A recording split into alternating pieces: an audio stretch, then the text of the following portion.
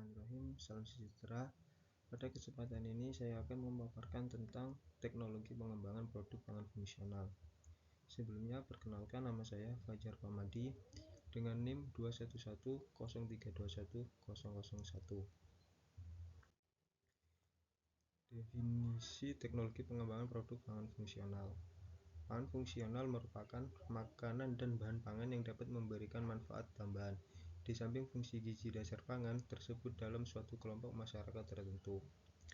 Pangan fungsional dimungkinkan memiliki sifat fungsional untuk seluruh populasi atau kelompok khusus yang didefinisikan secara jelas, sebagai contoh khusus untuk usia tertentu atau untuk golongan yang memiliki sifat genetik tertentu. Selain itu, pangan fungsional juga mencakup produk yang dibuat secara khusus untuk meningkatkan penampilan fisik. Selanjutnya yaitu macam-macam teknologi yang digunakan. Yang pertama yaitu teknologi vacuum frying. Teknologi ini merupakan pengolahan pangan dengan teknologi vakum yang bertujuan untuk mendapatkan senyawa bioaktif dan flavor yang ada pada produk segarnya. Salah satu produk yang dibikin adalah vacuum frying mango yang digoreng dengan beberapa varian temperatur dan lama pada suhu 100 derajat Celcius, yang digoreng selama 50 hingga 40 menit, yang bertujuan untuk mempertahankan 100 mg per out of 100 gram produk untuk asam ascorbat, sedangkan beta karoten itu bisa mempertahankan hingga 20 mikrogram per gram.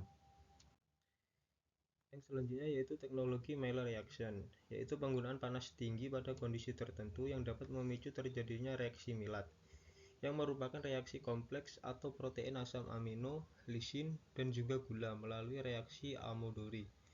Reaksi ini terjadi pada produk yang mengandung banyak protein dan juga gula. Contohnya yaitu dalam proses pemanggangan kopi akan menghasilkan suatu antioksidan yang terbentuk dalam reaksi Maillard dengan mekanisme transfer atom hidrogen dan single elektron. Yang selanjutnya yaitu teknologi non-thermal, yaitu penggunaan teknologi non-thermal ini dapat membunuh mikroba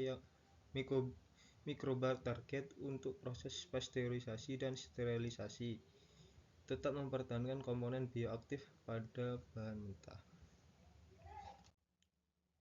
Yang selanjutnya yaitu teknologi yang membantu pengembangan pangan. Yang pertama ada teknologi ekstraksi.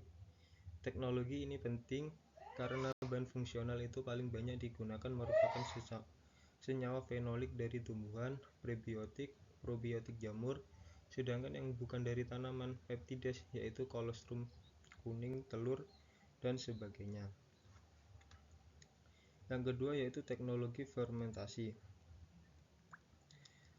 Manfaat kesehatan dapat diperoleh secara langsung dari memakan mikroba hidup termasuk probiotik atau secara tidak langsung, yaitu memakan hasil metabolisme mikroba yang dihasilkan selama fermentasi. Contohnya adalah Propionibacterium yang menghasilkan vitamin B12, asam propionat, asam folat, dan Trebalosa yang merupakan gula rendah kalori. Yang ketiga ada teknik food struktur. Ini contohnya pada kedelai. Kedelai itu merupakan salah satu sumber protein utama yang daya cerna protein kedelai itu sangat tergantung pada keberadaan tripsin inhibitors sebagai zat anti gizi. Dinding sel yang utuh diketahui dapat menghambat akses protease pencernaan pada protein intrasel. Yang keempat ada teknik produk bakery.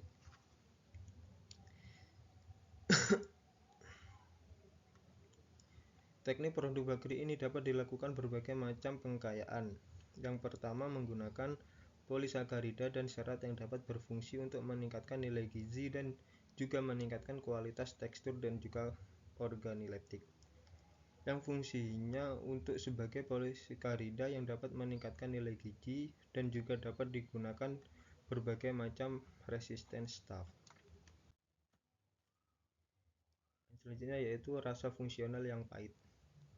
Pangan fungsional itu banyak yang didapatkan dari sumber-sumber sayuran maupun buah-buahan maupun bagian dari tumbuhan lainnya dan biasanya memiliki rasa atau aroma yang pahit.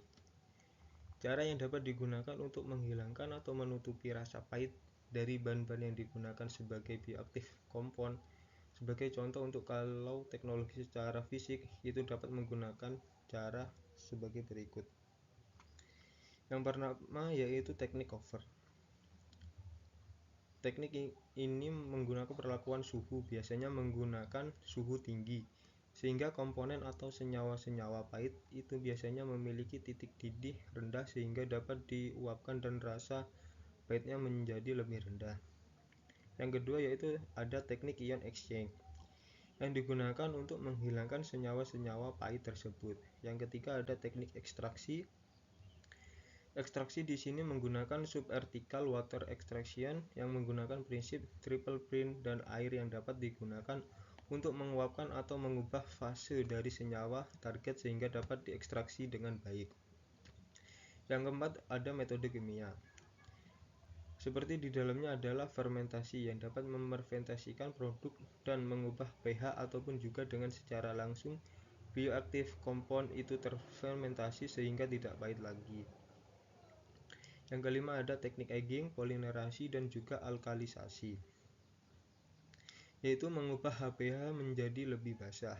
Yang selanjutnya yaitu teknik masking, yaitu dengan openan bahan manis kemudian juga garam rasa gurih kemudian mengendalikan teksturnya memberikan aroma, asam amino, fosfolipid dan asam lemak. Begitu pula dengan zinc asetat dan ethylene laktat.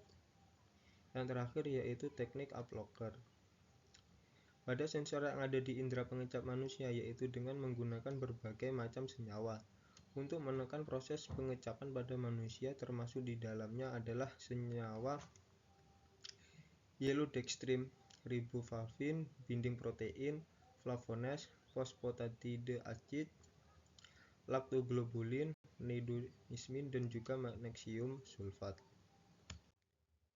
Mungkin itu saja yang bisa saya sampaikan, kurang lebihnya mohon maaf. Billahi fisabilillah wa astagfirullah khairat. Wassalamualaikum warahmatullahi wabarakatuh.